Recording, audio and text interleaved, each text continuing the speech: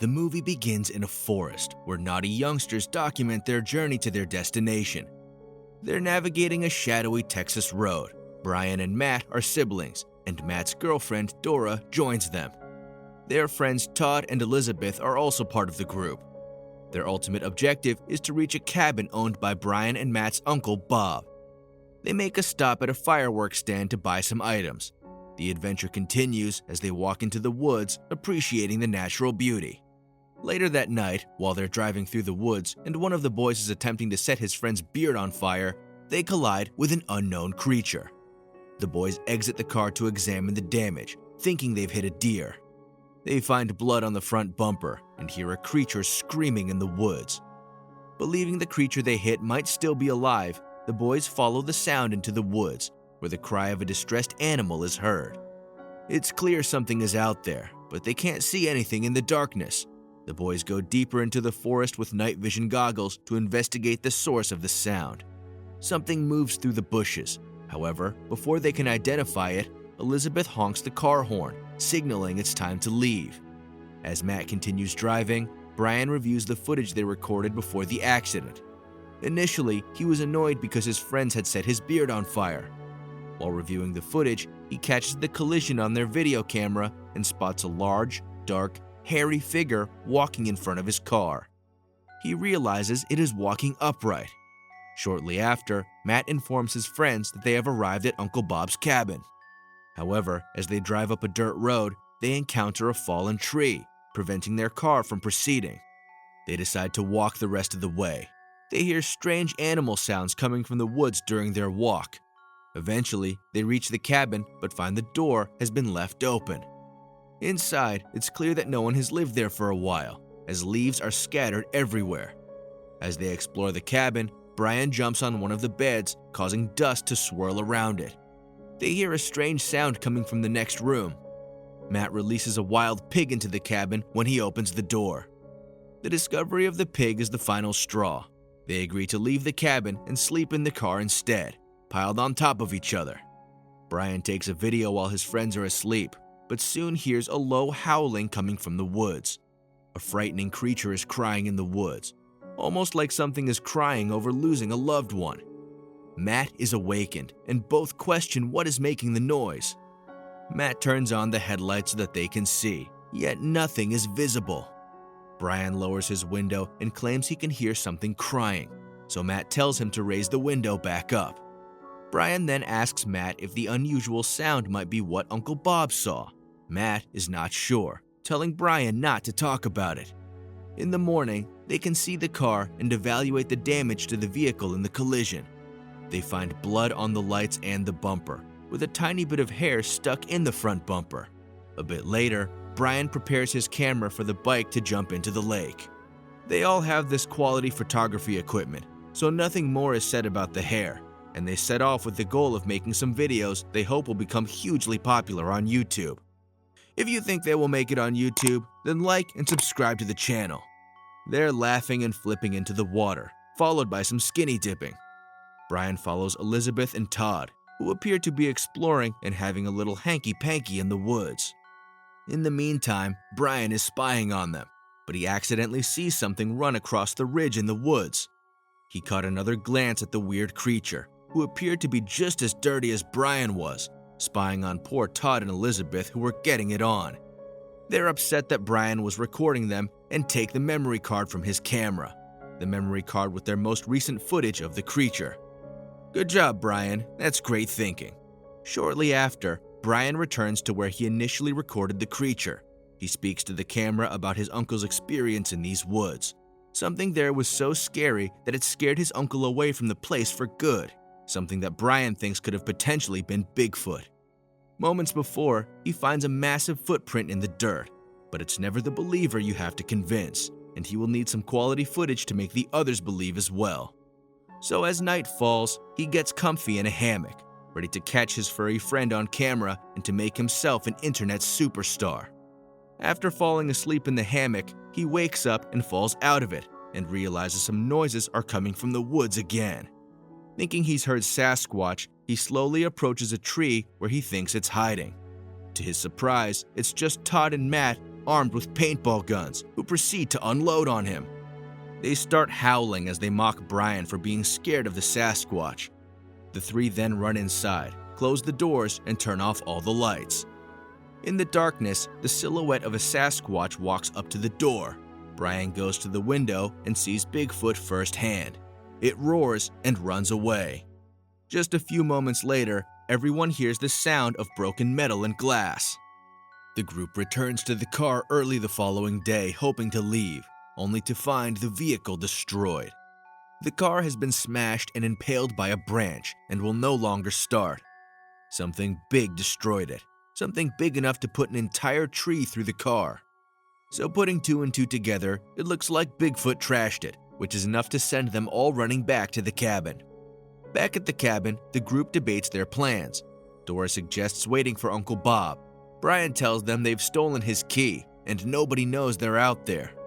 They do have bicycles though, and Matt knows how to use one, so he decides to go out for reception to use his cell phone and call for help. In the meantime, the rest of the group starts to barricade themselves inside the house. As they move things around, they find a cellar beneath the rug. Todd explores the basement and finds a gun loaded with ammunition.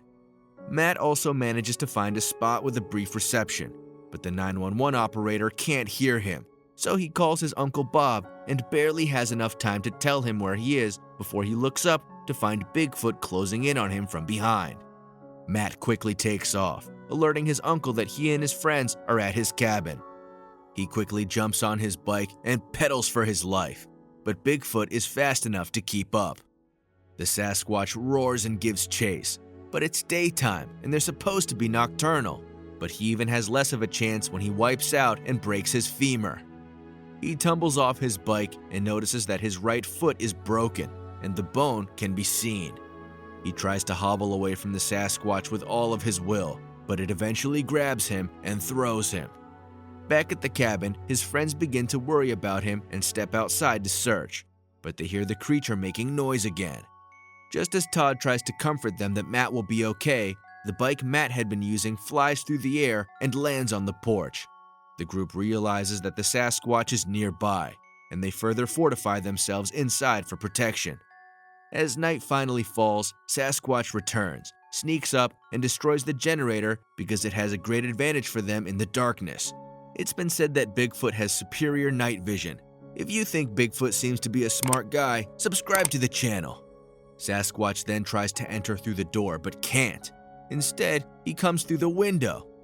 Todd fires at it as the rest retreat into a nearby room. Sasquatch then tries to enter, only stopping when Todd fires at the door. With everyone focused on the door, just when they think it has left, Sasquatch's arm reaches through the window and grabs Elizabeth by the neck.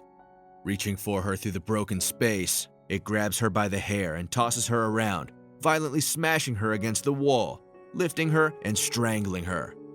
Her friends grab a hold of her and try not to let the Bigfoot take her, but she seems to take a lot of damage and falls to the floor. The other three move aside the furniture and carry her lifeless body back down to the basement through the door in the floor, just before Bigfoot breaks back into the place. So now they're all hiding in the dark, creepy basement with a possibly dead Elizabeth as Sasquatch destroys the upper floor searching for them. Elizabeth then regains consciousness, which alerts Sasquatch to where they are. It then proceeds to kick the door, but Todd fires at it, finally able to hit it, and the creature runs off scared. The next morning, they find that the upstairs has been completely wrecked. Brian gives them the okay to come back up, but Elizabeth has not made it through the night. They decide that they must leave immediately. They will come back for Elizabeth's body later. Brian directs them to a trail through the bush, bringing them to the main road where people are. But when they stop to argue over which way to go, they hear Bigfoot crying again, and then they find Matt's bag and blood in the grass. There is so much blood that they have to assume the worst, which Dora can't handle, and she has an emotional breakdown. But they keep walking until it gets dark, and it becomes obvious they are lost. So they hide, but don't worry, the Sasquatch knows where they are and isn't far away. And although it sounds like it's closing in on them, Todd can't control his anger and crawls out, yelling and shooting in the air. So Bigfoot keeps its distance and instead throws rocks at them. Todd then finds out that the shell in the gun isn't ejecting. Todd tells both Brian and Dora they need to run for it. They find an abandoned camper just as they get away. However, optimism quickly fades when they hear Matt's screams tearing through the woods. They follow the screams into a tunnel. Brian takes the gun and begins looking for him. Brian crawls through the tunnel and finds Matt curled up in pain.